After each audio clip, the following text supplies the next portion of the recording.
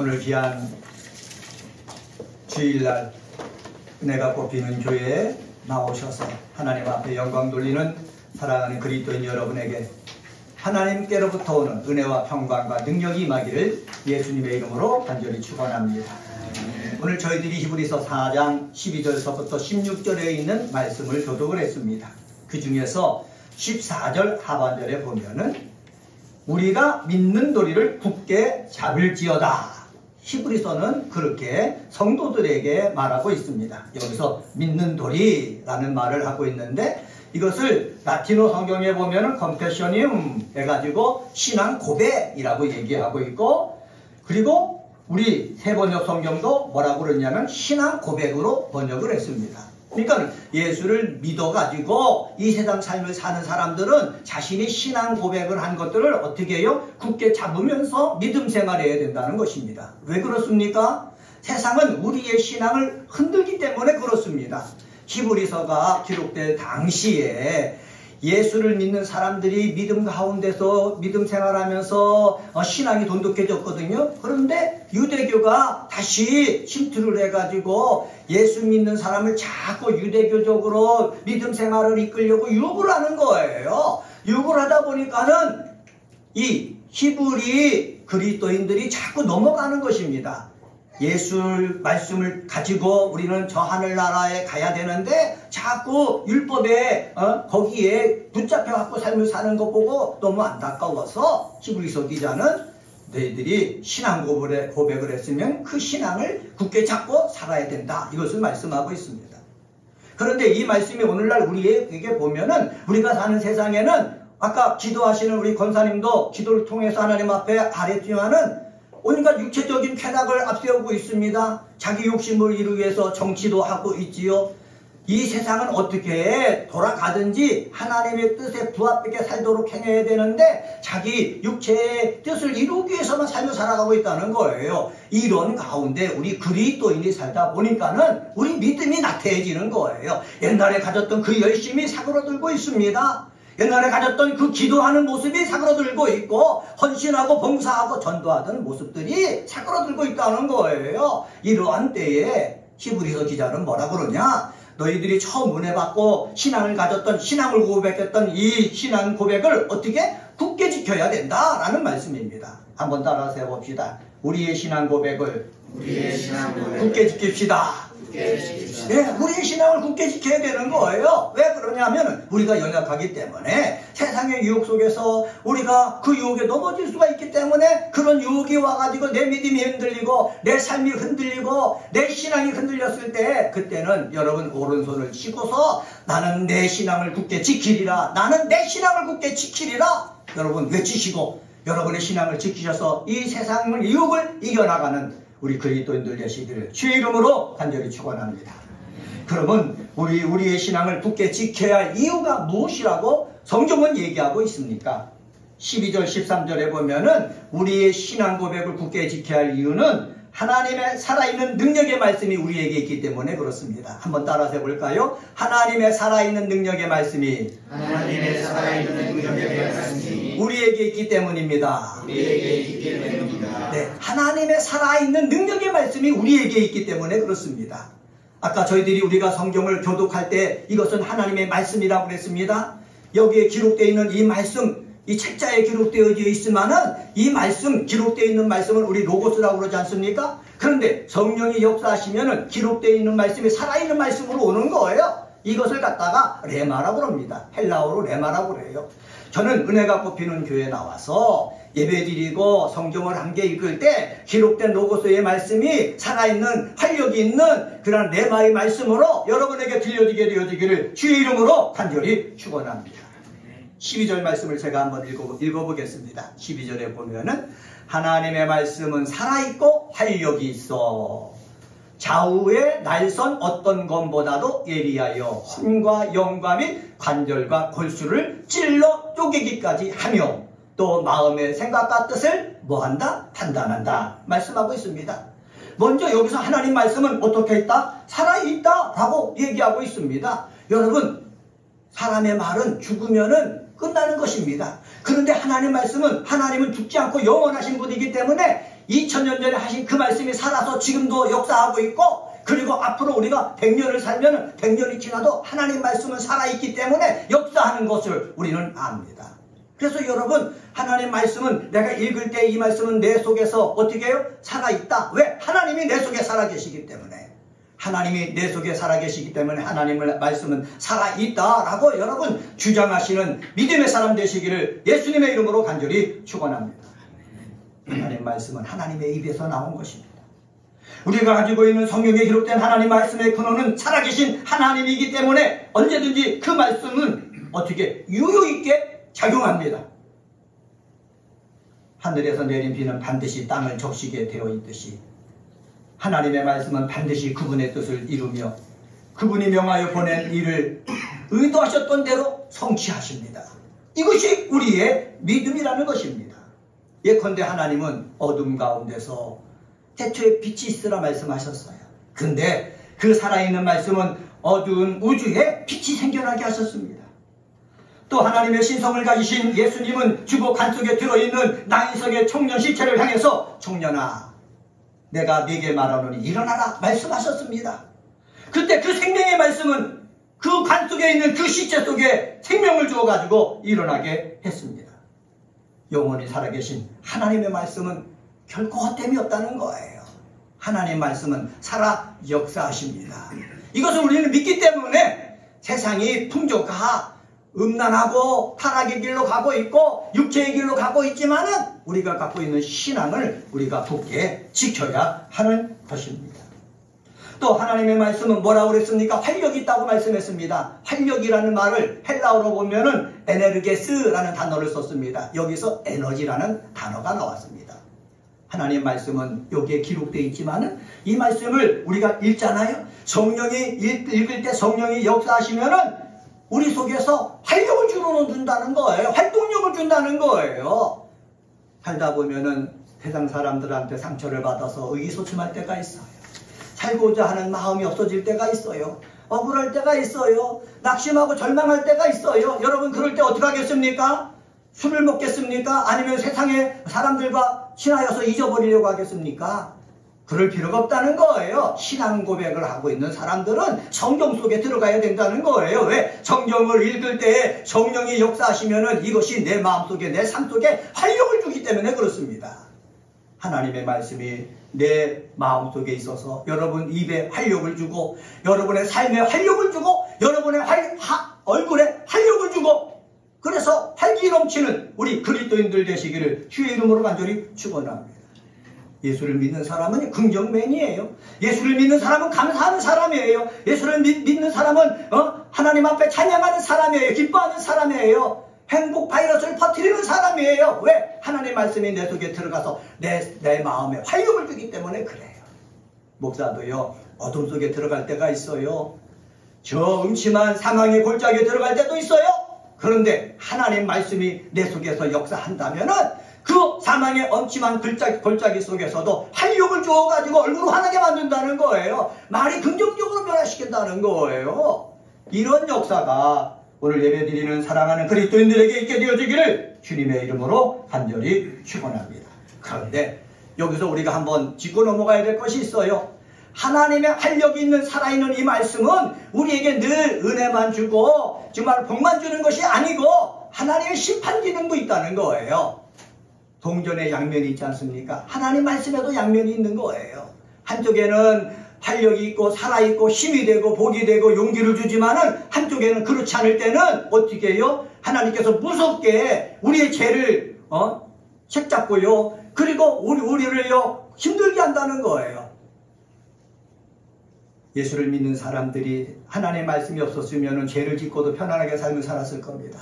그런데 하나님의 말씀이 마음속에 있고 성령이 역사하시니까 죄를 지면은요 편하게 삽니까? 편하게 못 사는 거예요. 안절부절 못하는 거예요. 왜? 하나님 말씀이 내 속에서 역사하기 때문에. 그래서 하나님 말씀이 내 속에 들어와서 관절과 골수를 쫄로 쪼개는 그러한 일들이 일어나서 내가 고통스럽고 괴로울 때 우리는 고통스럽고 괴로울 때 그냥 있지 말고 하나님 앞에 나가서 하나님 말씀이 내 속에 임하고 있습니다. 이 괴로운 것들을 하나님께서 수술해 주셔가지고 괴로운 것에서 벗어나 내가 새롭게 되어지기를 원합니다. 고백하는 사람이 되어야겠습니다. 성경에 보면은 좌우의 날선 어떤 검보다도 예리하다고 그랬지 않습니까? 그랬지 않습니까? 여러분 정육점이나 그 다음에 회를 뜨는 일식집 가면은 칼이 있잖아요. 칼을 정말 잘 갈아가지고요 종이를 가지고 쭉 베면은요 종이가 쭉 베어진다는 거예요. 그런데 하나님 말씀이 그렇다는 거예요. 근데 한쪽만 남이 선 것이 아니라 좌우에 남이 서 있어가지고 우리 사람을 갖다가 어떻게 해요? 다 찔러 쪼갠다는 거예요. 정육점에 있는 칼이나 일식의 주방장이 사용하는 칼은 육체만 베버리지만은 하나님 말씀은 우리 마음까지 벤다는 거예요. 우리 생각까지 벤다는 거예요. 베고 벤다는 말은 무슨 말이냐? 다 알고 있다는 거야. 다 알고 있다는 거예요. 한번 따라서 해봅시다. 하나님은 다 알고 있습니다. 다 알고 있습니다. 소가 한 마리 잡아갖고 오면은 이 정육점에서 있는 사람들은 그 소에 있는 그러한 여러 가지 고기들의 종류들을 다 알고 어떻게 발굴을 하잖아요.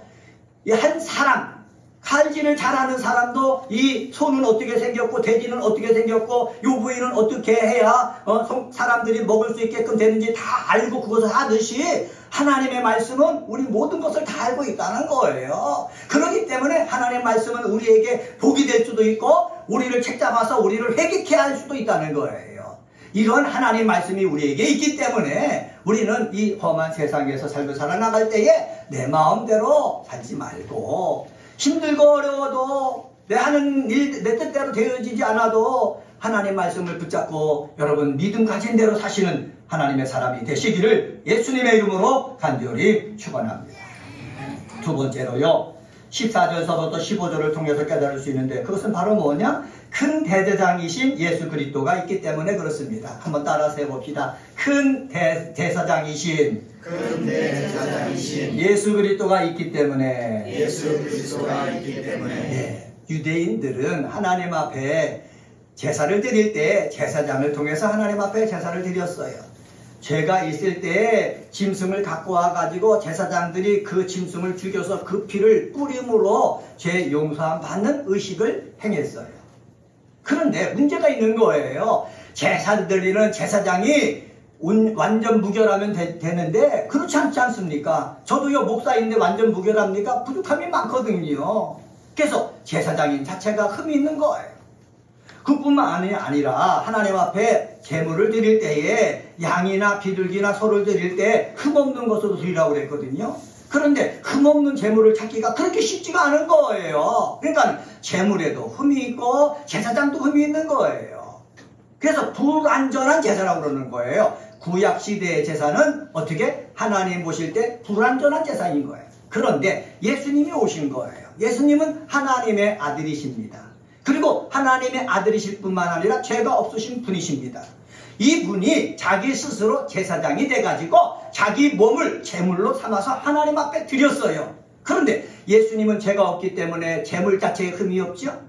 예수님은 하나님이시기 때문에 제사장으로서 흠이 없죠. 그래서 하나님께 드리는 그 예수님의 제사는요 정말 흠이 없는 완전한 제사라는 거예요. 이것을 우리는 믿는 거예요. 그런데 이 예수님은 뭐라고 그러냐? 성경에서 큰 대제사장이다 라고 얘기하고 있습니다. 한번 따라서 해봅시다. 큰 대제사장. 큰 대제사장. 네, 큰이란 말은 무슨 말입니까? 큰이란 말씀은 뭐냐면은 높은, 위대한 이란 뜻을 나타내고 있습니다. 위대한 대제사장이라는 거예요.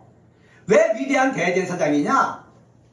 유대교가 말하는 제사장은 사람이지만은 그리고 죽어서 없어지는 존재이지만은 큰 대제사장이신 예수는 죽었다가도 부활해서 승천하신 분이라고 성경에 말씀하고 있다는 것입니다.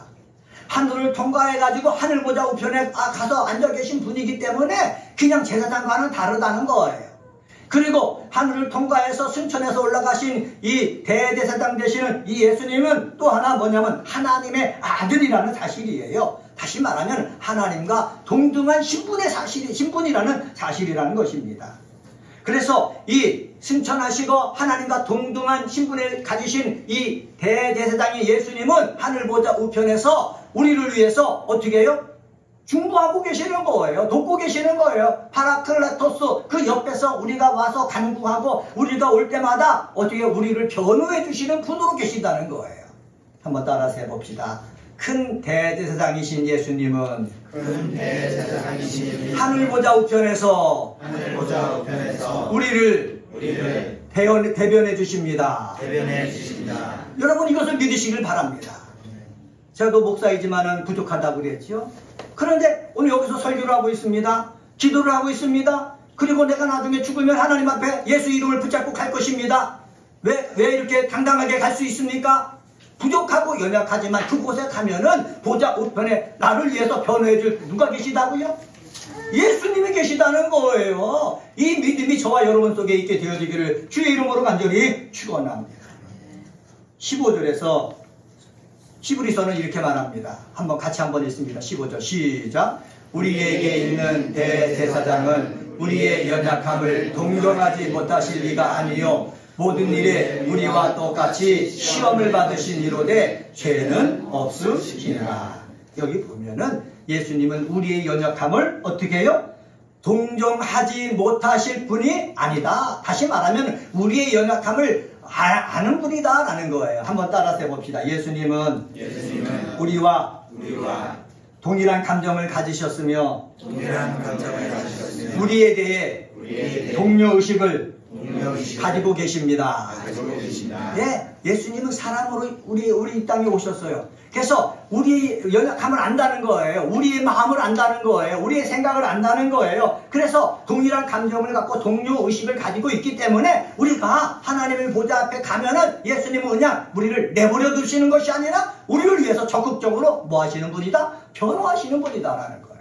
그러니까 우리를 위해서 적극적으로 변호하시는 예수님이 계시기 때문에 우리는 이 험한 세상에서 삶을 살다가 실수를 하고 그래도 여러분 내가 어떻게 이래서 천국 가나 내가 어떻게 이렇게 돼가지고 하나님의 자녀로 삶을 살 수가 있을까? 그거는 내 생각이고 사람의 생각이고 그거는 누가 주는 생각? 마귀가 주는 생각이고 예수님이 주시는 생각은 바로 뭐냐?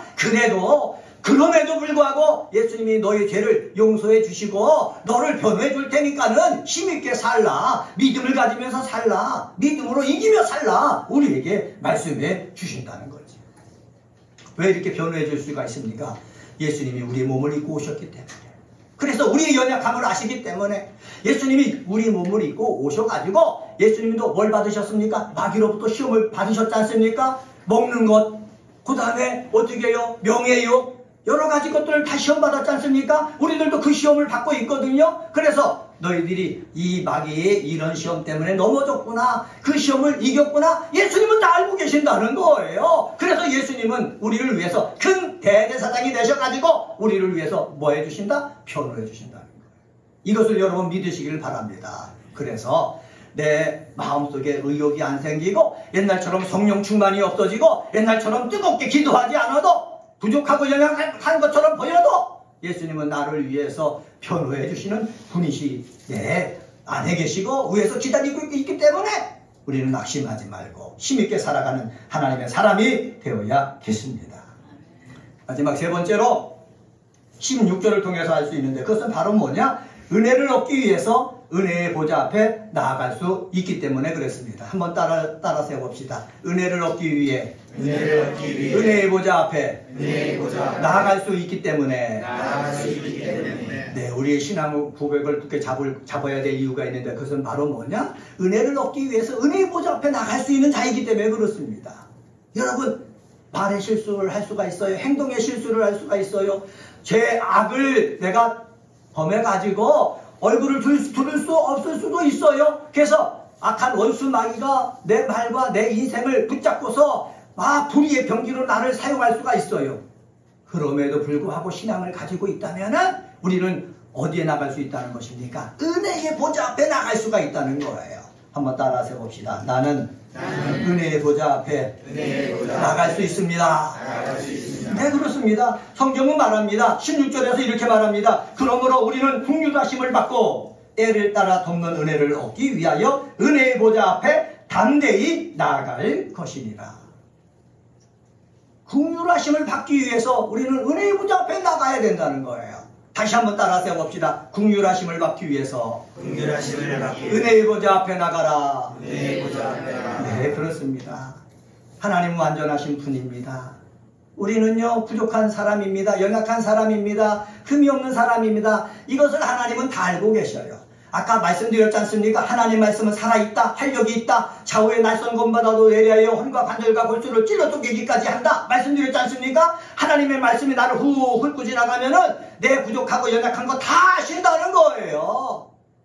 이 내 부족하고 연약한 거 다 아시는 하나님 앞에 나갈 때 우리가 어떻게 고개를 뻣뻣이 들고 나가겠습니까? 어떻게 교만할 수가 있습니까? 거만할 수가 있습니까? 자만할 수가 있습니까? 우리는 겸손해야 되는 거예요. 하나님, 나는 부족하니까는 하나님의 자비가 필요합니다. 긍휼을 자비라고 할 수가 있거든요. 하나님의 긍휼하심을 얻기를 원합니다. 여러분, 이렇게 하나님의 긍휼하심을 얻기 위해서 우리는 은혜의 보좌 앞에 나갈 수가 있는 거예요. 살아계신 예수 그리스도를 만난 사람들마다 예수님이 긍휼히 여길 때 그 사람은 고침을 받았어요. 맹인이 눈을 떴지요. 그리고 안진뱅이가 일어났지요. 그리고 나병 걸린 사람들이 고쳐졌지요. 세상으로 고칠 수 없는 그러한 질병을 가졌어도 예수님이 긍휼히 여기셨을 때 하나님의 일이 일어났거든요. 그러니까 우리에게 필요한 것이 무엇입니까? 하나님이 나를 보실 때 나를 긍휼히 여기시는 거예요. 그럴 때 역사가 일어나는 거예요. 죄 씻음의 역사가 일어나고 병 고침의 역사가 일어나고 우리의 문제가 해결되는 역사가 일어나는 거예요. 그래서 우리는 긍휼하심을 얻기 위해서 은혜의 보좌 앞에 나가야 되는 거예요. 내가 똑똑하고 능력이 있어도 얼마나 똑똑하고 얼마나 능력이 있겠습니까? 여러분의 계획과 생각대로 되어지는 일이 얼마나 많습니까? 다 가다 보면은 막히고 그리고 파여있고 내가 쉽게 가지 못할 것들이 너무너무 많은 거예요. 그때 필요한 것이 하나님 나를 불쌍히 여겨주세요. 나를 긍휼히 여겨주세요. 나를 자비로 대해주세요. 우리가 이렇게 기도해야 되는 거예요. 그리고 성경에 또 말합니다. 긍휼하심을 얻기 위해뿐만 아니라 때를 따라 돕는 은혜를 얻기 위해서 나가야 되는 거예요. 한번 따라서 해봅시다. 때를 따라 돕는 은혜를 얻기 위해서. 네, 여러분 우리는 하나님을 다 알지 못해요. 하나님의 시간을 우리는 다 알지 못해요. 하나님의 계획을 다 알지 못해요. 우리의 시간과 우리의 계획은 지금 이 순간 하나님께서 지혜도 주시고 능력도 주시고 주변에 좋은 사람을 붙여주시고 일거리를 주셔가지고 역사가 막 일어나서 매출이 올라가고 내 지위가 올라가고 그것이 우리가 원하는 시간 아닙니까? 저도요 솔직히 말해서 이곳에 예배를 드리면서 교회를 개척하면서 제 마음이 무엇입니까? 금방금방 사람들로 가득 차는 것도 인간적인 마음이잖아요. 그런데 우리는 내 시간, 내 계획을 보다도 뭐를 생각할 줄 알아야 돼요? 하나님의 시간, 하나님의 때를 우리는 볼 줄 알아야 되는 거예요. 하나님의 때에 하나님께서 돕는 은혜를 주실 것을 믿고 우리는 어디 앞에 나가는 거예요? 하나님 앞에 나가는 거예요. 다시 한번 따라서 해봅시다. 하나님의 때에 하나님께서 은혜를 주십니다. 네, 우리는 이것을 믿어야 되는 거예요. 내 때에 하나님께서 돕는 은혜를 주시는 것이 아니라 하나님의 때에 하나님의 시간에 은혜를 주신다는 거예요. 그렇기 때문에 우리는 내 시간에 응답이 없어도 낙심하고 절망하지 말고 불평하지 말고 포기하지 말고 하나님의 때까지 인내할 줄 알아야 되는 거예요. 하나님의 때까지 견딜 수 있어야 되는 거예요. 하나님의 때까지 실망하지 말고 계속해서 부르짖어 기도해야 되고 하나님의 때까지 하나님께서 역사해 주실 때까지 주일날만 되면 하나님 앞에 나와서 찬양을 드리고 감사를 하며 예배를 드리고 하나님을 높여야 되는 거예요. 내 때에 하나님이 도움 주시지 않는다고 해서 예배를 쉬고 찬양을 쉬고 기도를 쉬고 봉사를 쉬고 그러면은요 하나님이 내가 이때쯤에 너에게 은혜 주려고 그랬는데 너는 그때를 못 기다려서 이렇게 하느냐? 하나님이 안타까워하시는 거예요. 하나님이 안타까워하는 존재가 되는 것이 아니라 하나님이 기뻐하는 존재가 되시기를 주님의 이름으로 간절히 축원합니다. 은혜의 보좌 앞에 나갈 두 가지 말씀드렸죠. 긍휼하심을 얻기 위해서다. 그리고 때를 따라 돕는 은혜를 발견하기 위해서다. 이러한 귀한 은혜가 저와 여러분 속에 있게 되어지기를 주의 이름으로 간절히 축원합니다. 오늘은 히브리서 4장 12절서부터 16절에 있는 말씀 가지고 우리의 신앙 고백을 굳게 지켜야 할 이유라는 제목으로 말씀을 전했습니다. 하나님의 살아있는 능력의 말씀이 우리에게 있기 때문이다. 말씀드렸죠. 이 말씀은 양면의 날 같아서 하나는 축복과 위로지만은 하나는 어떻게 해요? 우리 심판하는 말씀이다. 심판하는 말씀이 내 가슴을 찔러서 나를 힘들게 했을 때는 우리가 해야 될 일은 뭐라고 했습니까? 회개해야 된다. 수술 받아야 된다는 거예요. 수술 받아야 된다. 그래야 내가 살아나는 것입니다.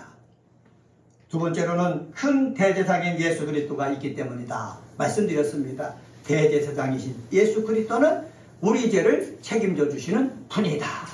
우리가 부족하지만 하나님 앞에 갔을 때 옆에서 우리를 변호해주는 변호사이시기 때문이다 라는 것을 알고 우리 신앙을 지켜야 되겠고, 그리고 은혜를 얻기 위해서 긍휼하십니다. 때를 따라 듣는 은혜를 얻기 위해서 은혜의 보좌 앞에 나갈 수 있는 우리 사랑하는 그리스도인들 되시기를 예수님의 이름으로 축복합니다. 기도하겠습니다.